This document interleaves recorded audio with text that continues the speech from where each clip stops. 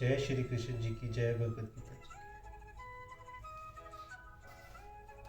संबंध। इस प्रकार भक्ति योग द्वारा भगवान को प्राप्त हुए पुरुष के महत्व का प्रतिपादन करके अब सांख्य योग द्वारा परमात्मा को प्राप्त हुए पुरुष के सम दर्शन का और महत्व का प्रतिपादन करते हैं। आत्मोपमयेन स्वर्थ संपच्यति यो अर्जुन, सुख व यदि व दुख स योगी परमो मत। हे अर्जुन, जो योगी अपनी भांति संपूर्ण भूतों में सम देखता है और सुख अथवा दुखों को भी सबसे सम देखता है, वह योगी परम श्रेष्ठ माना गया है। अपनी भांति संपूर्ण भूतों में सम देखना क्या है? जैसे मनुष्य अपने सारे अंगों में अपनी आत्मा को समभाव से देखता है, वैसे ही संपूर्ण चराचर संसार में अपने आप को समभाव से देखना अपनी भांति संपूर्ण भूतों में सम देखना है। चराचर संपूर्ण संसार के सुख दुख को अपनी भांति सम देखना क्या है? जिस प्रकार अपने सब अंगों से आत्म भाव समान होने के कारण मनुष्य उनमें होने वाले सुख दुखों को समान भाव से देखता है, उसी प्रकार संपूर्ण चराचर संसार में आत्म भाव समान हो जाने के कारण जो उनमें प्रतीत होने वाले सुख दुख का समान भाव से देखना है, वही अपनी भांति सबसे सुख दुख को सम देखना है। अभिप्राय यह है कि स्वर्थ आत्म दृष्टि हो जाने के कारण समस्त विराट विश्व उसका स्वरूप बन जाता है।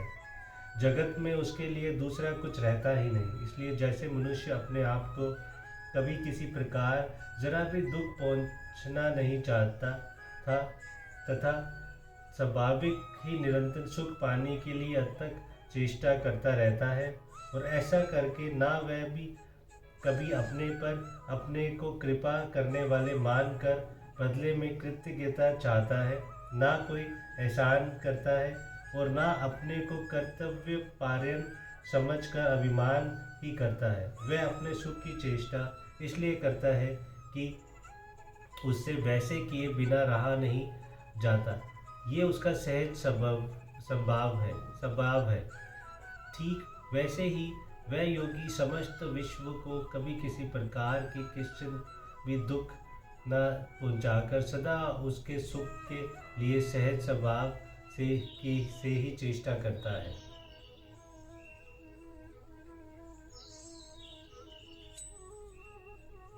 पश्चाताप जगत में समस्त संसार के लोग अपने को परस्पर भाई समझने लगे। ये विश्व बंधुत्व का सिद्धांत बहुत ऊंचा माना जाता है और वस्तुतः यही ऊंचा है भी, किंतु भाई भाई में स्वार्थ के भिन्नता से किसी न किसी अंश में कलह होने की संभावना रहती है। पर जहाँ आत्म भाव है, ये भाव है कि वह मैं ही हूँ, वहाँ स्वर्थ भेद नहीं रह सकता। स्वर्थ भेद के नाश से परस्पर कलह की कोई आशंका नहीं रह सकती। गीता की शिक्षा को आज पाश्चात्य जगत के विद्वान भी इन्हीं सब सिद्धांतों के कारण सबसे ऊंची मानने लगे हैं। ऐसे परमात्मा प्राप्त योगी महापुरुष को समस्त चराचर जगत के सुख दुख का वास्तव में अनुभव होता है अथवा केवल प्रतीति मात्र होती है। ना अनुभव ही कह सकते हैं ना प्रतीत ही। जब उसकी दृष्टि में एक सच्चिदानंदन परमात्मा के सिवा दूसरी किसी वस्तु का अस्तित्व ही नहीं रह गया, तब दूसरे अनुभव तो किस बात का होता है, और केवल प्रतिमात्र ही होती जो उसके द्वारा दुख न पहुंचाने और सुख पहुंचाने की चेष्टा ही कैसे बनती। अतएव उस समय उसका वस्तुत क्या भाव है, कैसी दृष्टि होती है, इसको वही जानता है। वाणी के द्वारा उसके भाव और दृष्टिकोण को व्यक्त नहीं किया जा सकता। फिर भी समझने के लिए ये कहा जा सकता है कि उसको परमात्मा से भिन्न किसी वस्तु कभी अनुभव नहीं होता। लोक दृष्टि केवल प्रतीत मात्र होती है। तथापि उसके कार्य बड़े ही उत्तम, शंख और सुव्यवस्थित होते हैं। प्रश्न: यदि वास्तव में अनुभव नहीं होता तो फिर लोक दृष्टि में प्रतीत होने वाले दुखों की निवृत्ति के लिए उसके द्वारा चेष्टा कैसी होती है? यही तो उसकी विशेषता है। कार्य का संपादन उत्तम से उत्तम रूप में हो, परंतु ना तो उसके लिए यथार्थ में उन कार्यों की सत्ता ही हो और ना उनका उनमें कोई कुछ प्रयोजन ही रहे।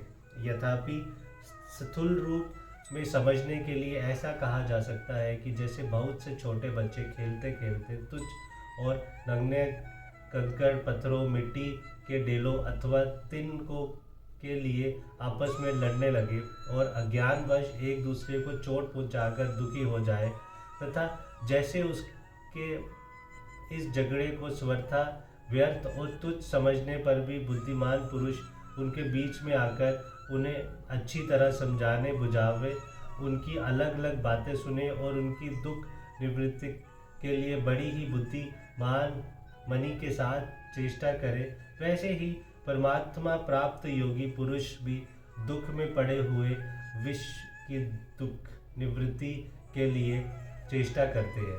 जिन महापुरुषों को जगत के धन, मान, प्रतिष्ठा, कीर्ति आदि किसी भी वस्तु के कुछ भी प्रयोजन नहीं रहा, जिनकी दृष्टि में कुछ भी प्राप्त करना शेष नहीं रहा और वस्तुत जिनके लिए परमात्मा को छोड़कर अन्य किसी की सत्ता ही नहीं रह गई, उनकी अकथनीय स्थिति को किसी भी दृष्टांत के द्वारा समझना असंभव है। उनके लिए कोई भी लौकिक दृष्टांत पूर्ण में लागू पड़ता ही नहीं। दृष्टांत तो किसी एक अंश विशेष को लक्ष्य कराने के लिए ही दिए जाते हैं।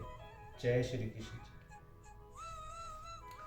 योगी के साथ परम विशेषण देने का क्या अभिप्राय है? परम विशेषण देकर भगवान ये सूचित करते हैं कि यहाँ जिस योगी का वर्णन है वह साधक नहीं, सिद्ध योगी है। ये संपन्न रखना चाहिए कि परमात्मा को प्राप्त पुरुष में चाहे वह किसी भी मार्ग से प्राप्त हुआ हो, समता अत्यंत आवश्यक है। भगवान ने जहाँ जहाँ परमात्मा को प्राप्त पुरुष का वर्णन किया है वहाँ समता को ही प्रधान स्थान दिया है। किसी पुरुष में अन्य बहुत से सद्गुण हो, परंतु यदि समता ना हो तो यही समझना चाहिए कि उससे परमात्मा की प्राप्ति अभी नहीं हुई है, क्योंकि समता के बिना राग द्वेष का आत्यंतिक अभाव और संपूर्ण प्राणियों में सहज शुद्धता का भाव नहीं हो सकता। जिनको समता प्राप्त है वह ही परमात्मा प्राप्त श्रेष्ठ योगी है। जय श्री कृष्ण जी की जय। भगवत गीता जी की। हरे कृष्ण।